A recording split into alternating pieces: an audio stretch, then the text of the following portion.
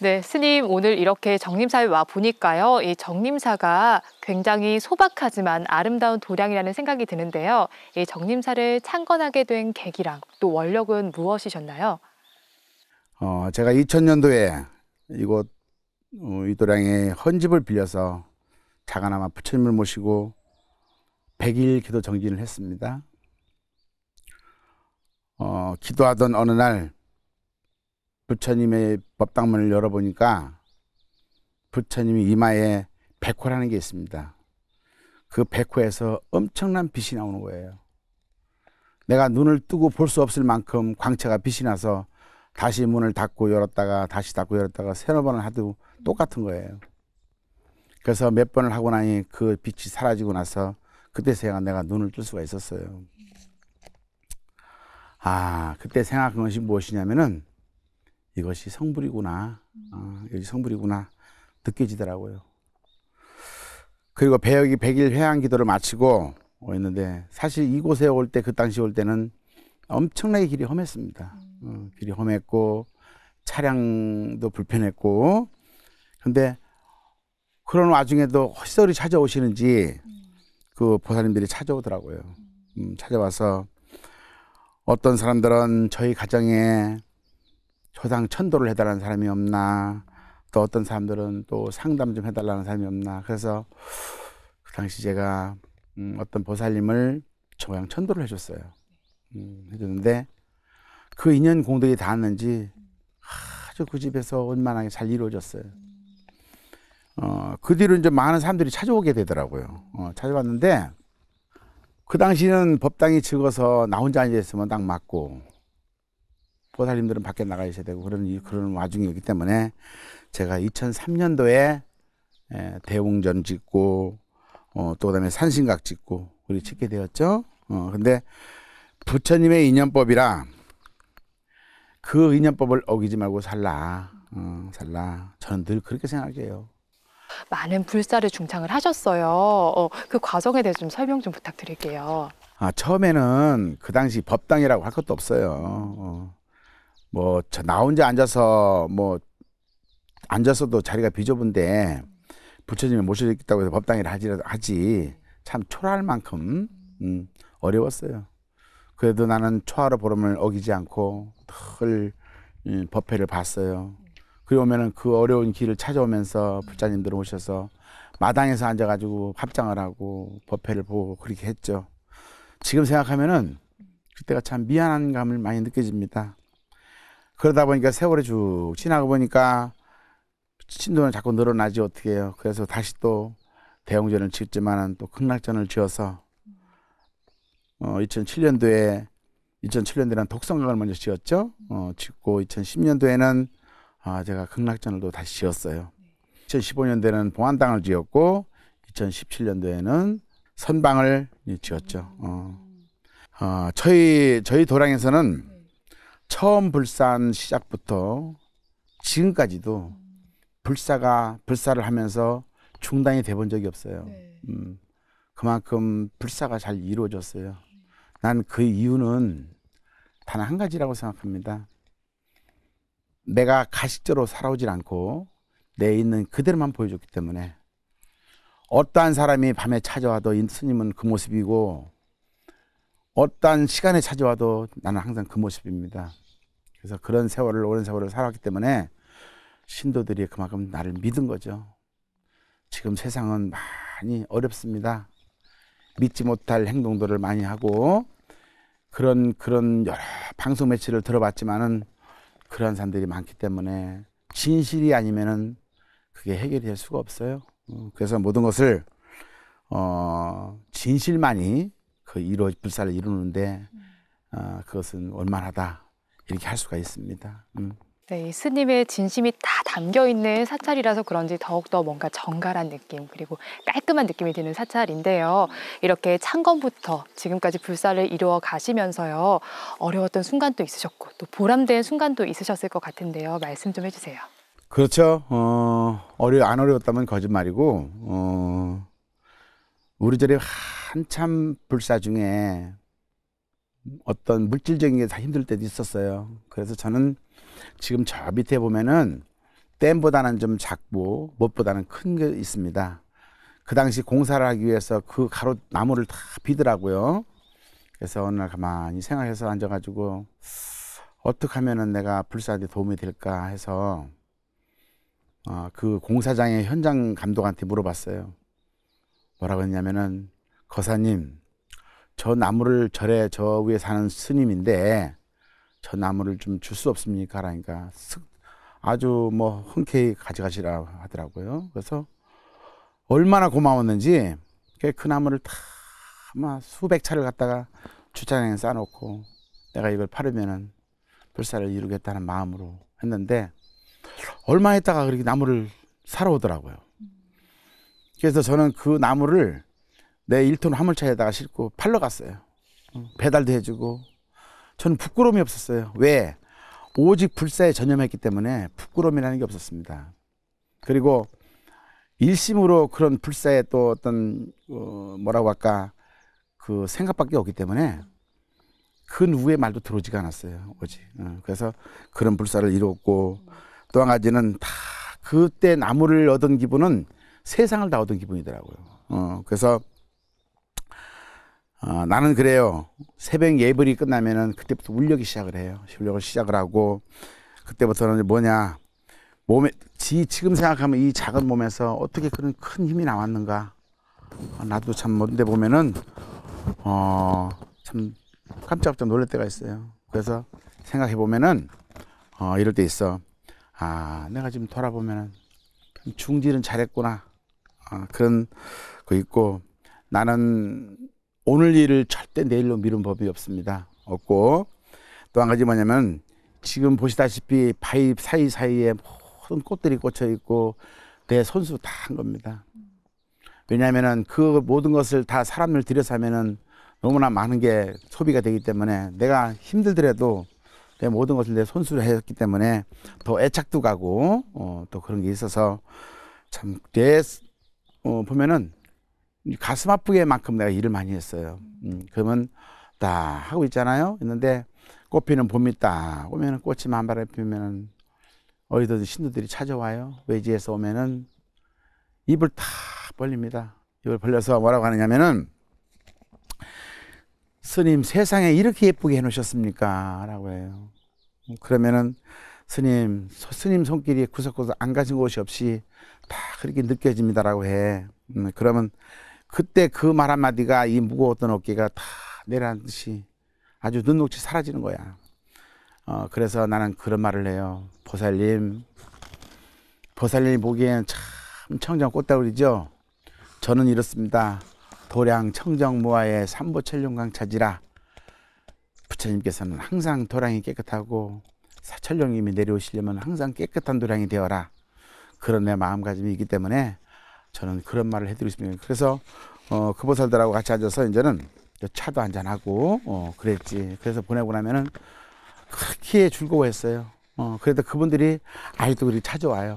꽃피는 봄밀이면 찾아오고 막 많이 하죠.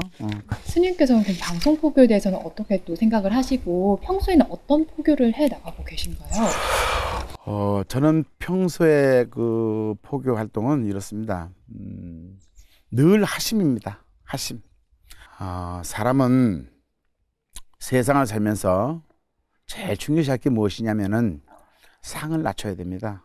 상이 높으면은 내가 모든 게 살기가 괴로워요. 그래서 하심부터 시작해라.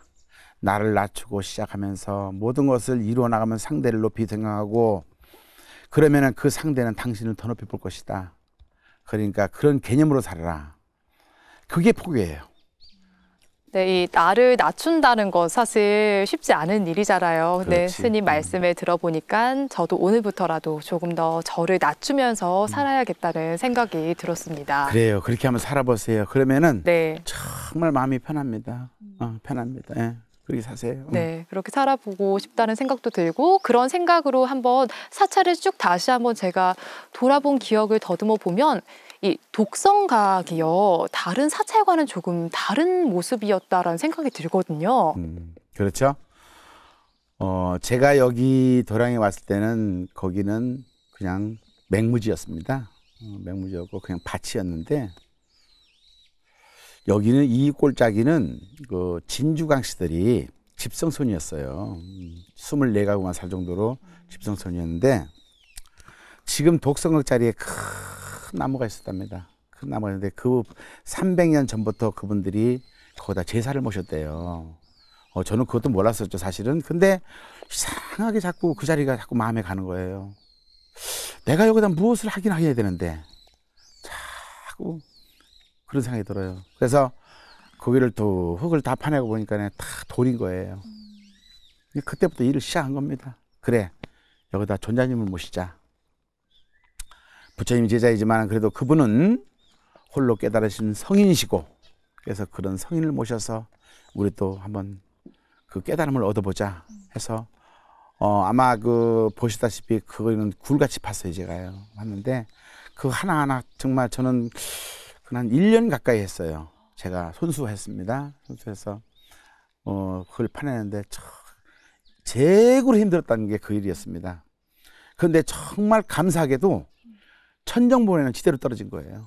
지대로 딱 떨어져서 지금도 보면 칼 하나 된 자국이 없으시 그렇게 됐고, 그래서 그 모신 이제 조정학을 그 충창을 하고 한참 불사를 했는데 어느 날 영가 어떤 돌아가신 영가님의 인연 공덕이 됐는지 몰라도 영가의 인연으로 다반존자님을 모셨어요.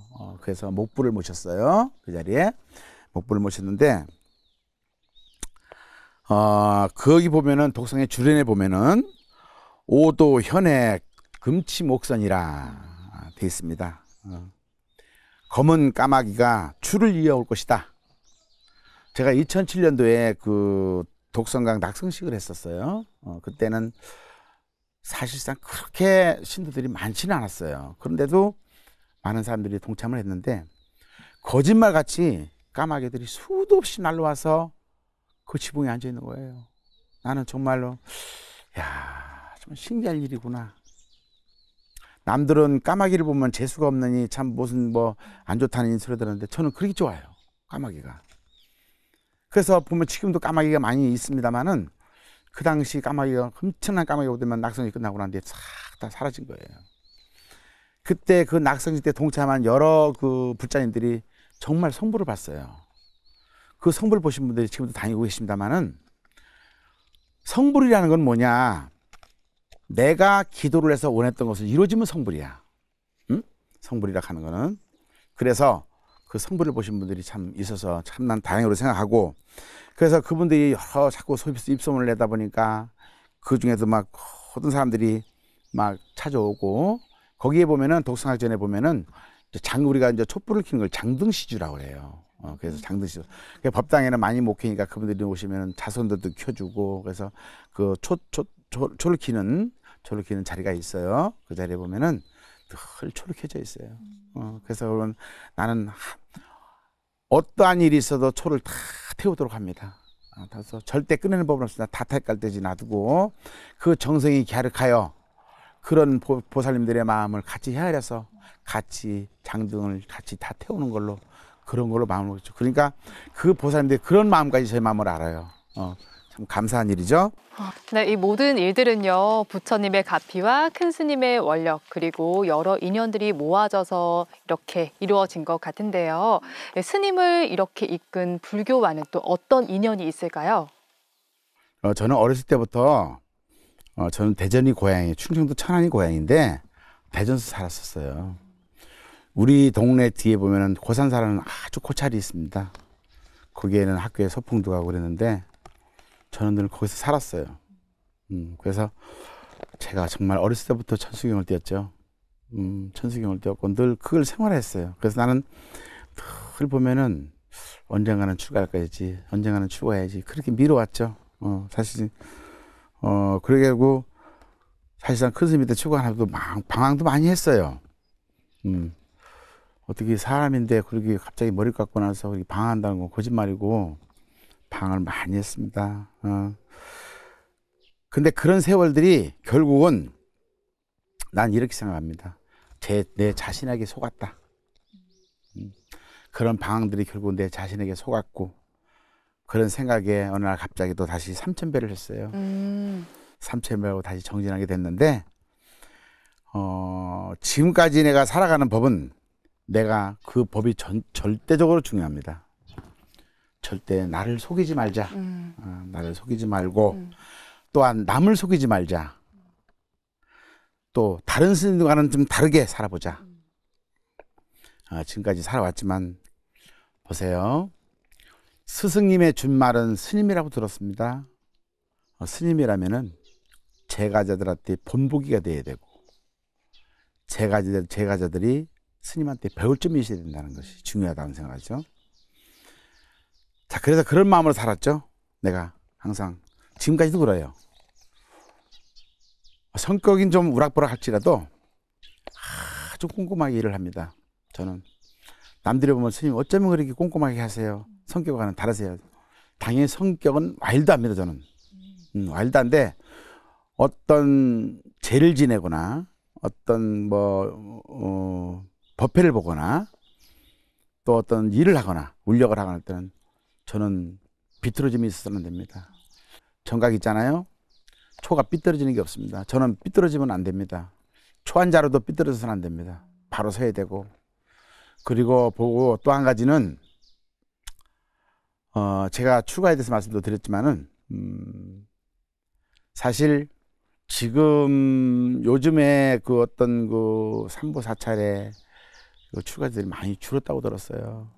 그래서 스님들이 이제는 앞으로 많이 뭐 우리 시대가 지나면은 많이 줄어든다고 생각 안 하겠습니까? 그래서 저 출가들 많이 좀 해서 배출해서 정말 이 나라가 스님들 세계가 아닌 불국 정토를 이루려면은 여러 스님들이 머리를 싸매고 그런 연구를 해서 큰 스님들을 배출해서 이렇게 해야겠다는 마음가짐. 거기에는 적극적으로 동참하겠습니다. 그렇습니다. 네, 굉장히 많은 신도분들을 만나고 하시면서도 아까 또 누덕이라고 표현하실 정도로 입고 다니는 옷을 표현하셨는데 뭔가 좀 편안하고 쉽게 다가갈 수 있는 스님이다라는 생각이 듭니다. 그래요. 그래서 우리 정림사는 또 개인의 수행뿐만 아니라 지역 주민과도 함께 하고 있다고 들었는데요. 어떻게 다가가고 계신가요? 사실 저희 사찰에는 얼마 전까지만 해도 저기 경산에 가면 수송사령부라는 데가 있습니다. 거기에 전국에서 군인들이 제일 많습니다. 거기는 일주일 간격으로 이제 그 운전병들을 많이 하는데 거기 가서 법문을 해줘요. 한 달에 한 번씩 정기적으로 갑니다. 가면 500명이란 그 군인들을 다 먹여야 됩니다. 사실 부담이 돼요. 부담이 돼서 그래도 저희들은 꾸준하게 해왔습니다. 왜냐면은 우리가 먼저 젊은 사람들에게 그런 부처님의 경전을 알리듯이 그런 포교를 안 하면 누가 할 것인가. 그 중에 저는 제일 먼저 물어봐요. 그 군인들한테 그 법문을 하면서 자, 오늘 여기 계신 장병 여러분, 학교를 다니며 신행생활 할 때 여러분들 개 받으신 사람은 소함 들어보시라는 게 그 중에 많더라고요. 꽤 많더라고요. 그래서 참 감사합니다, 부처님. 네, 그럽니다. 그래서 이제 그런 개 받은 사람의 행동이 벌써 틀리더라고요. 합장하는 모습이라든가 스님의 법문을 듣는 것에 틀리더라고요. 그래서 그런 얘기를 많이 주고받고 이런 또 하면서 활동을 하고 또 이제는 우리 이제 주역 지민 또 1년에 물론 한 번씩밖에 안 합니다만은 경로 효잔치라는 게 있어요. 거기에 한 2,000명 가까이 와요. 그러면 그분들의 다 우리가 또 가서 밥을 해가지고 와서 또 밥을 나눠드리고 2,000명이라는 밥은 적은 부분이 아니에요. 그래도 다 해드리고 그건 주기적으로 하고 있어요. 그리고 앞으로도 이제 저희가 지금 사실 뭐 이렇게 불사 와중도 있고 해서 좀 핑계 같지만은 사실 좀 게을리한 적도 있습니다. 그거는 제가 참여하겠습니다. 참여하고 앞으로 이제 더 열심히 소외된 그런 가족들이 있고 그런 분들이 계신다면은 우리 신도님들과 같이 찾아가서 한 번씩 또 봉사활동도 해야 되고 내 자신이 먼저 말씀드렸잖아요. 내 자신이 먼저 솔선수범을 해야만이 그것도 또한 출가자의 그 본분이다라는 걸 말씀드렸듯이 앞으로도 더 열심히 한번 포교 활동도 중요하지만은 사회 봉사 어떤 헌신 이런 것을 중요시하면서 한번 살아보겠습니다. 네, 우리 사회에도 굉장히 가까이 와 계신 스님이라는 생각이 듭니다. 네, 스님의 앞으로의 계획은 또 어떤 게 있으신가요? 그래요. 또 이제 이런 말씀 드리면 우리 보살님들이 뭐라 할지 모르겠습니다. 스님 일 좀 제발 그만하시라고 하는데 올해 이제 저희 목표는 일주문에 들었을 거고 사실 그동안에 종무수가 없었어요. 종무수가 없고 종무수를 또 지을 것이고 그다음에 다시 또 만불전을 또 지을 거예요. 그래서 공사가 3개가 남아 있는데 이제 지금부터는 다시 또 이제 저의 울력에 어떤 또 힘을 보여드리겠습니다. 보여드리고 저는 이런 생각합니다. 이 정림사가 전국에서 으뜸가는 청정한 도량 그런 도량으로 만들고 싶고 더욱더 매진할 것이고 또 한 가지는 누구든지 찾아와서 편히 기도할 수 있는 사람, 기도할 수 있는 도량 이런 도량 그리고 저의 작은 법력이나마 어떤 법력이나마 온몸으로서 온몸으로 기도함으로써 신도님들의 가정에 평화가 온다면은 일심으로 정진하고 같이 동참하겠습니다. 네, 그래서 스님께서 굉장히 신도분들과의 인연을 굉장히 소중하게 생각을 하고 계시잖아요. 그런 신도분들과 대화를 할 수 있는 시간을 마련을 했습니다. 뭔데요? 네, 기대하셔도 좋습니다. 네, 잠시 후에 만나 뵐게요.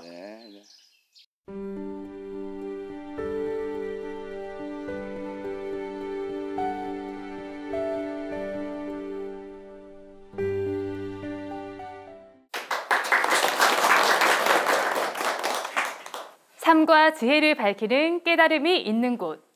법화연기 가득한 아름다운 우리 사찰을 찾아 떠납니다. 우리절 우리 스님 시즌3.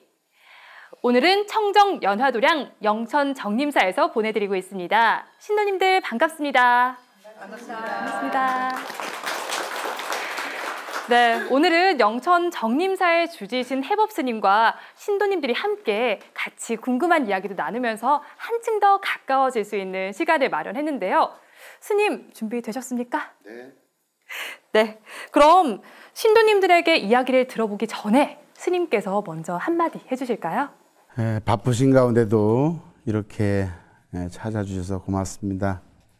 이런 험하고 힘든 골짜기에 찾아오기까지는 여러분들도 깊은 신심이 있어야만이 되리라고 생각합니다. 항상 감사하게 생각하고 항상 여러분들이 가정에 모든 평화가 오기를 기원드리고 항상 축원드립니다. 네, 그럼 우리 신도님들께서 굉장히 질문하실 사항들이 많을 것 같은데요. 먼저 첫 번째 질문하실 분 손 한번 들어주시겠어요? 네, 스님께서는 하루 일하지 않으면 하루 드시지 않는다고 말씀하셨는데요. 저도 그렇게 스님처럼 본받고 싶지만 그게 말처럼 잘 안 되거든요. 그럴 때는 스님처럼 할 때 하고 싶은데 어떻게 하면 잘 할 수 있을까요?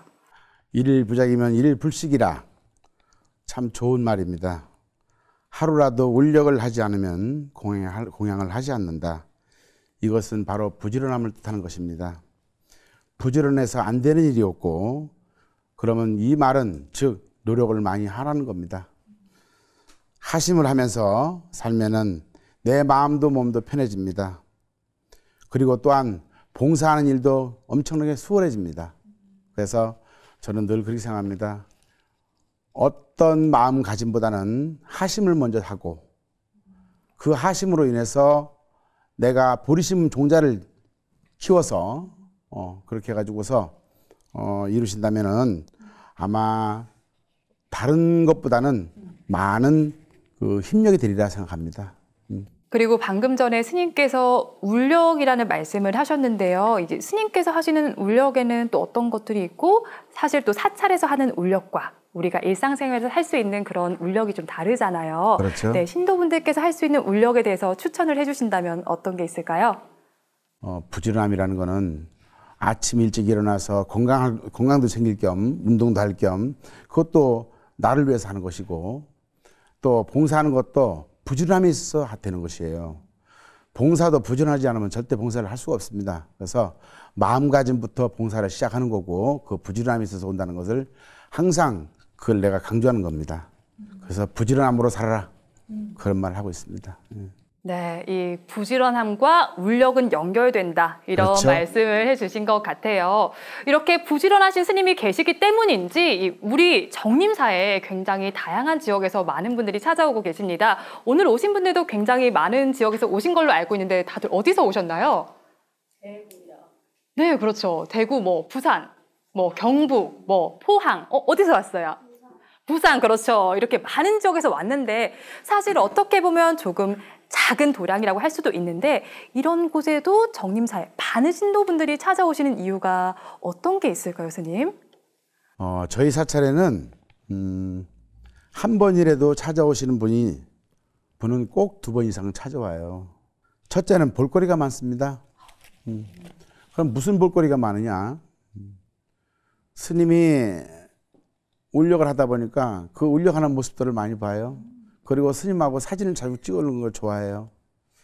제가 평소에 입는 옷이 그런 험한 일을 하다 보니까 깨끗할 수가 없어요. 그래서 그런 모습이 참 자연스러운지 몰라도 그 불자님들 오시면 꼭 사진을 한번 같이 찍어줬으면 좋겠습니다라고 하는 그런 분들이 많아서 또 그렇게 해서 웃는 얼굴로 가고, 또 한 가지는 뭐냐면은 같이 차를 한 잔 마시게 되면은 생활법문을 제가 해요. 생활법문을. 우리가 불자님들한테 앉혀놓고서 금강경을 설하고 법화경을 설한들, 그분들이 알아들으면 재미가 있지만은 그분들이 다 못 알아듣습니다. 그래서 그 법화경이나 금강경 그 설하는 법문하고는 좀 차원이 다르겠지만은 우리가 생활법문이라는 거는 우리가 일상생활에서 무엇이 고충이고 무엇이 힘든가에 대해서 서로가 고민을 하고 서로가 공조를 해서 그분들의 말을 들어보고, 저는 이런 말을 해요. 불자님 마음 한번 비워보세요. 비워보시면 그것이 불국이요, 그것이 부처입니다. 부처가 법당에 있는 것만 부처가 아니고, 부처가 되려면 여러분 불자님이 마음만 갖고 있으면 불자님이 부처인 것입니다라고 합니다. 그러니까 그런 말을 대화 속에 오가다 보면은 불자들이 환하게 웃고 가요. 웃고 가니까 또 다시 오겠습니다, 스님. 그럼 나는 그래요. 꼭 한번 찾아주십시오. 그러면 그러다 인연이 돼서 또 따라오고 해서 여러 사람들이 오죠. 그렇게 인연이 돼가는 겁니다. 사실 좀 저희가 일상생활하고 또 일하고 하다 보면은 절에 오기 좀 쉽지 않잖아요. 그런데 아까 전에 울력도 말씀을 해주셨는데 우리가 생활 속에서 좀 실천할 수 있는 수행법 같은 게 또 다른 게 있을까요, 스님? 네, 그렇습니다. 이 방송을 보시고 큰 스님들은 저를 욕할지도 모르겠어요. 왜요? 부처님의 전법을 전하지 않고 생활부교라 하면서 일을 하는지 몰라도 저는 이렇게 생각해요. 기도는 법당에서만 하는 건 아닙니다. 내가 앉은 자리는 그 자리가 법당이에요. 법당에서 부처님 모신 자리만 법당이 있는 거 아닙니다. 저는 신도들한테 늘 이런 말을 많이 해요. 집에서 법당에 모으시거들랑 대다랑이 경을 많이 하라. 많이 하고 경에 젖어들면은 자기 자신이 정말 편해지니까 그런 경전을 많이 하다 보면, 기도를 하다 보면은 스스로 나를 깨우칠 것이다. 그런 말을 강조해요. 왜? 법당에 오셔서 그분들이 참배를 하러 왔는데 올 때는 강한 마음으로 와요. 내가 오늘은 무슨 기도를 하고 무슨 원을 세우겠다고 왔는데 막상 집에 갈 때 보면 내가 무엇을 하고 왔는지를 몰라요. 그래서 그런 어떤 왔다 갔다 하는 그런 불자가 되지 말고 한 가지를 배워서 집에서라든지 법당이라든지 배워서 열심히 기도를 하면은 그것이 바로 부처이고 내가 부처의 길로 가는 길이다. 그런 생각을 많이 합니다. 네, 우리 생활 곳곳에 법당이 있다라는 그렇죠. 이런 말씀을 해주셨어요. 대다라니경도 저희가 같이 외우고 저부터 일단 외우도록 해볼게요. 네, 또 다른 질문 있으신 신도분들 계실까요? 자유롭게 질문해 주세요. 스님의 어머니께서는 올해 101세로 저희들을 기억하고 있습니다. 아직도 스님 정정하고 건강하시다고 들었는데요. 스님, 어떻게 하면 자식으로서 부모로서 우리가 자식을 잘 키울 수 있고 부모님한테 효도를 할 수 있을까요? 스님 너무너무 궁금합니다. 좀 가르쳐 주세요. 세상 만물의 이치가 나를 이 세상에 나오게 한 분은 분명히 어머니뿐입니다. 그 어머니는 단 한 분이죠. 살아계실 적에 효행을 하지 못하면은 죽어서는 하지를 못합니다. 아주 효도라는 게 어렵게 생각하면 안 돼요. 아주 간단합니다. 부모는 자식 걱정만 하고 사시죠. 근데 그 자식 걱정하고 살고 있는 어머니 마음은 모르고 한 달에 한 번이든 한 1년에 한 번이든 찾아뵙거나 전화 한 통으로 해서 어머니 마음을 달래주면 그게 효예요. 어머니한테 많은 걸 주는 게 효가 아니고 어머니 제가 잘 있으니까 걱정하지 마십시오. 그 마음의 위로만 줘도 그것이 효라 생각해요. 그래서 나는 늘 그래요. 우리 불교는 불교 사상은 효부터 들어와야 됩니다. 선망 부모를 잘 모시고 살아계시는 부모 형제들한테 잘해야만이 그것이 복덕 구족을 받을 수 있지 않을까 그런 생각을 많이 하고 또 한 가지는 뭐냐면은 제일 중요한 게 있어요. 사람은 눈을 볼 때는 절대 눈을 봐서는 안 됩니다.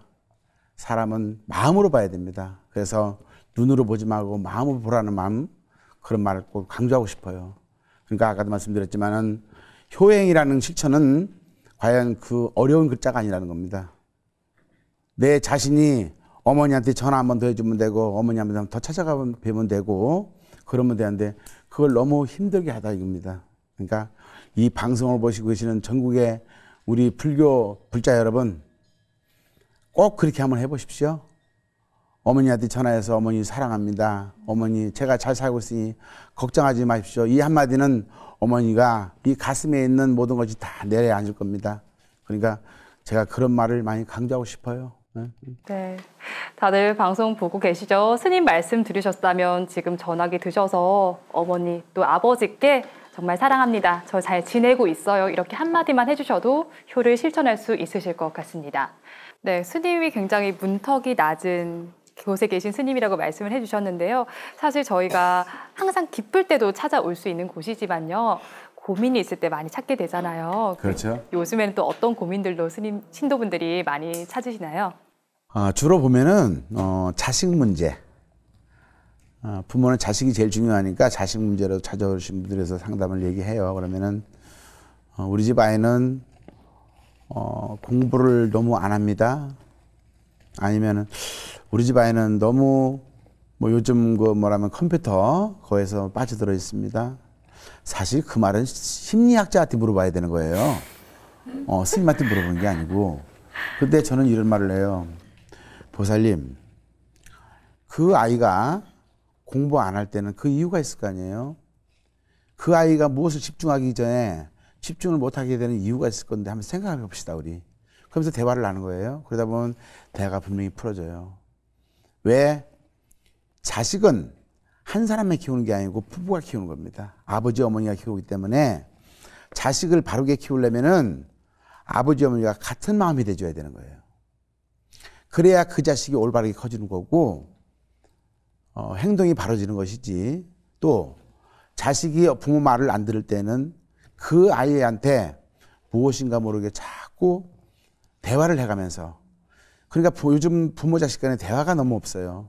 없는 것 같아 그런 말을 많이 듣는데 부모 자식 간에는 대화가 많아야 됩니다. 부자지간이든 모자지간이든 대화가 많이 해서 대화 속에 모든 것이 감정이든 나타날 수가 있는 겁니다.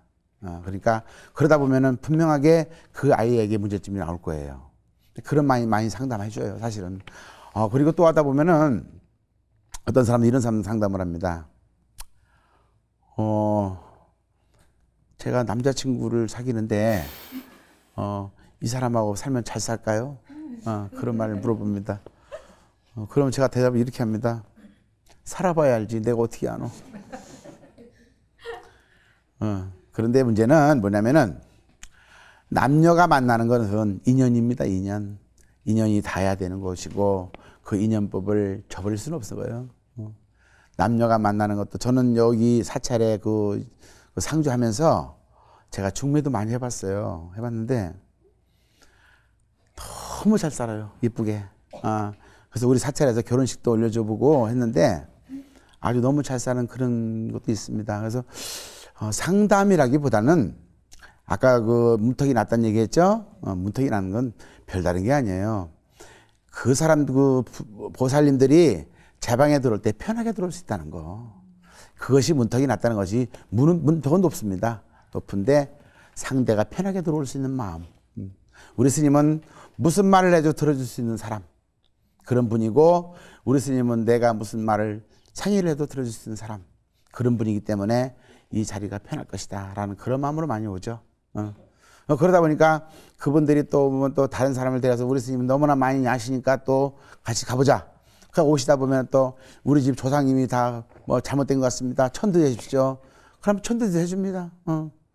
그렇게 이루어 나가고 있어요. 그러다 보니까 보살님들하고 대화할 시간이 많죠. 사실 난 급해요. 나가서 일은 해야 되는데, 응? 와서 이렇게 하고 있으니까 한 몇 시간 있으면 내 마음은 두근거려요. 벌써 나가서 일을 해야 되는데. 그런 게 많이 좀 제 마음을 다스리지 못할 그런 부족함도 있습니다. 없지 않아.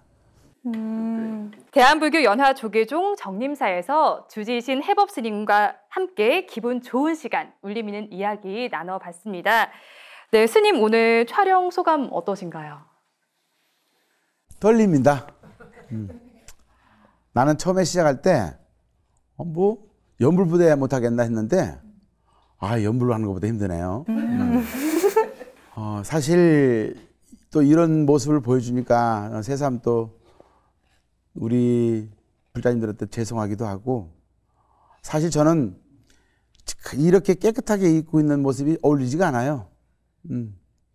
늘 그렇게 편한 떨어진 옷을 입었기 때문에 좀 불편한 것도 있습니다만은 오늘 우리 불자님들이 오셔서 더 감사드리고 방송에 대한 또 이렇게 촬영장을 보니까 너무 새삼스럽고 이렇게 힘들게 하시는 분도 있구나. 그래서 우리가 방송을 보면은 참 아주 쉽게 생각했는데 오늘 정말 아주 감동받았습니다. 배우 하시는 분들이 힘들게 사시는구나 라는 걸 느꼈고 앞으로도 누가 저한테 물어보면은 방송 볼 때는 정성껏 보라고 하고 싶습니다. 그런 말을 하고 싶고 특히 BTN 불교 방송을 볼 때는 더 열심히 더 눈을 뚫어지게 보라고 그런 말을 하고 싶습니다. 그래. 네, 스님께 다시 한번 큰 박수 부탁드리겠습니다. 네, 더불어 영천 정림사가 지역 포교에 힘을 쏟듯이요. BTN 불교TV도 항상 불자님들의 실행 도반이 되어서 방송 포교 불사를 해나가고 있습니다. 해법 스님 알고 계시지요? 네, 그렇죠. 예, 네, 알겠습니다. 그런 의미에서 마지막으로 100만 방송 포교사 모임인 붓다회 활동에 대한 격려와 많은 불자님들께 참여 독려 말씀 부탁드릴게요. 대한민국 불자 여러분, 여러분들이 불국정토를 만들려면 가가호고 찾아가야 되지만 붓다회는 방송 매체로 전국에 포교를 한다고 합니다. 십시일반 여러분 무슨 말씀인지 아시죠? 여러분들이 붓다회에 동참해 주신다면 이 불교는 희망이 있습니다. 여러분들이 전화 한 통화가 부처님 세계를 이룬다고 생각해 보십시오. 이보다 더 큰 보시가 어디 있겠습니까? 불자님, 전화번호는 060-800-7000번입니다. 불교의 희망, 방송 포교 꼭 동참 바라고 불자님 가정마다 부처님의 법비가 흠뻑 내리시길 바랍니다. 마지막으로 불자님들 가정에 내내 원만 성취가 이루시길 기원드립니다. 고맙습니다. 네, 고맙습니다. 네, 방금 스님께서 안내해 주셨듯이요. 이 법보시를 실천할 수 있는 ARS 번호는 060-800-7000번 그리고 100만 방송포교 붓다회의 정기 후원도 하실 수가 있습니다. 1588-0108번으로 전화해 주시면 됩니다. 여러분과 함께 더욱더 멋진 방송 만들어 나갈 수 있도록 우리 붓다회 열심히 적극적으로 후원 부탁드리겠습니다. 그럼 우리 절 우리 스님 시즌3 여러분의 가슴에 아름다운 추억으로 새겨졌길